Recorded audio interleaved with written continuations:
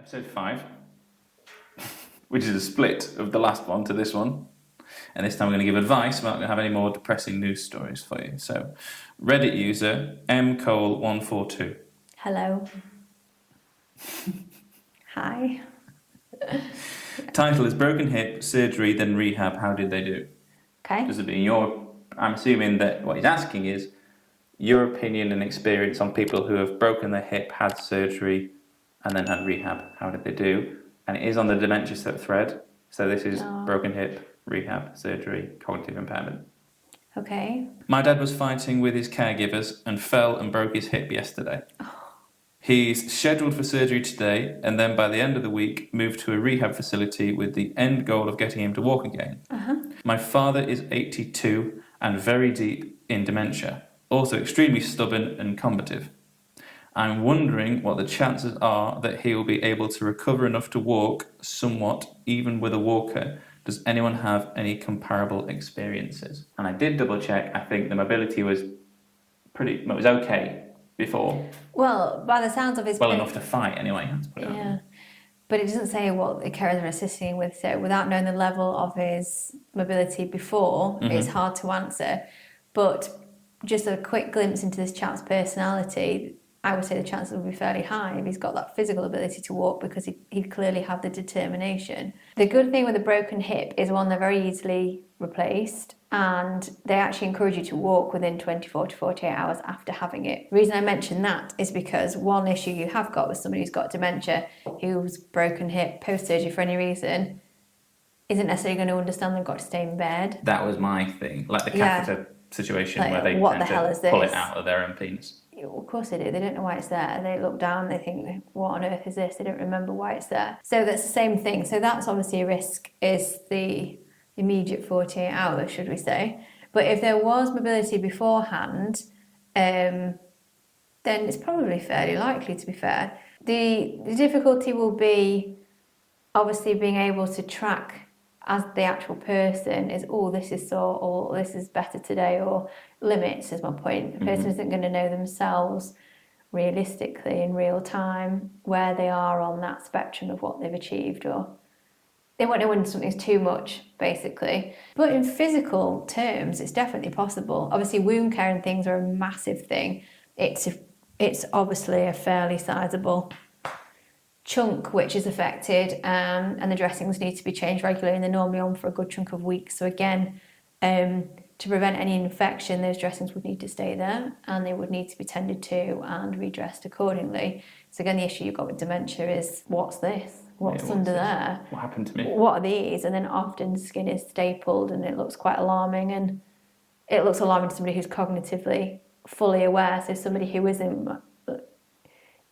People mess with things, should we say, and obviously that complicates things. But so would you say getting from hospital into some sort of care facility where they can be monitored and watched, like a care home, would be the best? Obviously not going home in this scenario. The best thing would be, if this is actually accurate, that they're going to rehab, as in a rehab unit.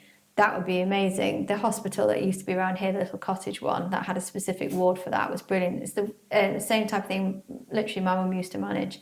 So if you go to somewhere where it's specifically for rehab, for the elderly, couldn't be a better place. Because the stereotype is broken hip, that's it. Yeah, I mean, lots of people who are elderly, that tends to be what happens, but that's mainly because of, to be honest, I think massively influenced by social support.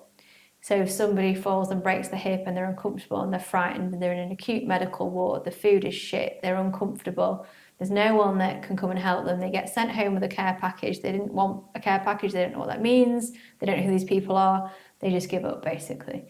But if somebody has social support around them, think of our previous neighbours, it makes a big difference though, right? Someone just to pop in and be like, are you okay today? Do you want me to do anything? Because the surgery, whether you've fallen and broken it or it's deteriorated and you just need the surgery, you're kind of going from surgery to rehab. It doesn't matter whether you... It's a big jump. As long as you've not fallen and done something else. No, it's a big jump. And suddenly, even this chap who's fallen and broken his hip, he was standing before he fell and broke his hip. So all of a sudden, like, oh my God, I now can't stand.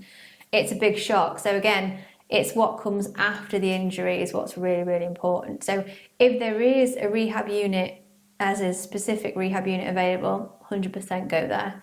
If care home's the only place that's actually being suggested for rehab, then it would be picking one very wisely. And it's easy to say and it's hard to do, but make sure it's adequately staffed, because obviously anybody with dementia recovering from surgery needs to have somebody with them. The monitoring is going to be the biggest issue. Yeah, so are they just getting definitely. up and trying to walk around? Are they taking the dressings off? Are they doing Are they things hydrating? Are they keeping themselves circulated? Have they got stockings on to keep that perfusion in their legs? Are they having to take some medication because of that? So there's lots of things that come with any surgical procedure, any time in anybody's life, that still need to be maintained at this point. So as long as if the right care in place and there is some social stimulation, I'd say it's fairly likely. Mm-hmm. And then lifelong physical activity to try and stay strong and supple, because it comes straight back to the...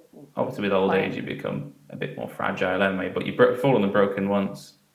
Well, that one's safe, because that'll be made of something that won't break. So generally, and they last years and years and years, they're absolutely phenomenal things. I think most people, maybe if we're lucky enough to reach the age of 70s and 80s, it'll probably become one of those mandatory things where you have to go in to have your pelvis replaced or something crazy. Give this guy some hope then, basically. 100%, yeah, I'd say that's fairly likely. I mean, there's other questions in there. It's like, well, why was he fighting with the carers? What's Unless they were just going in to make him a sandwich and he... Yeah. Who are you? Yeah, but then that comes up with secondary issues, doesn't it? Because of that sort of where the dementia's at. And it links into other questions. Plus then it's like, well, what happens after? So yes, let's say daddy's rehabbed and great, he's going home, but it's like you don't want to put him in a position where he's going to be then physically challenging with somebody else and hurt himself in a different way, or do you know what I mean? Yeah. But generally, talking about the very basics of he's busted his hip, he's gone for surgery, he's going to rehab, can he make that journey successfully? I'd say, yeah, there's every chance. With lots of support. The right support. Yeah. But plenty of monitoring.